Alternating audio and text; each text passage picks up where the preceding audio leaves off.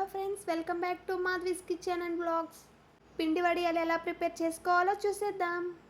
నేనైతే half KG మినపగుండ్లు, half KG బొబ్బరిపప్పు ఓవర్ నైట్ నానపెట్టుకున్నా. ఈ పప్పు వడియాలని కూరొడియాలని కూడా అంటారు. మీ సైడ్ ఏమంటారో కామెంట్ చేయండి. ప్రాసెస్ ఎలా చూసేయండి. రెండు పప్పుల్ని శుభ్రంగా కడుక్కొని రాళ్ళు ఏమన్నా ఉంటే గాలించుకొని మెత్తగా మిక్సీ పట్టుకోవాలి. ఇప్పుడు అందులోకి కొంచెం జీలకర్ర, రుచికి సరిపడా ఉప్పు, 1 స్పూన్ పసుపు, 1 స్పూన్ లైట్గా కారం వేసుకొని మొత్తాన్ని కలుపుకోవాలి.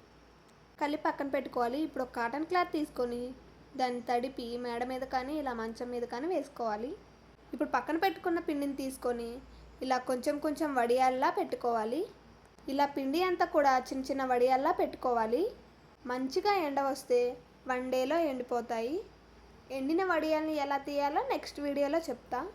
సమ్మర్లో మాత్రం ఇలాంటి వడియాలు పెట్టకుండా ఎవ్వరూ ఉండరు. ఇంట్లో కూరగాయలు లేనప్పుడు వడియాలతో కూర చేసుకుంటే అసలు ఆ టేస్ట్ నెక్స్ట్ లెవెల్. అసలు వడియాలు ఎలా తీయాలో నెక్స్ట్ వీడియోలో చెప్తా. Thanks for watching.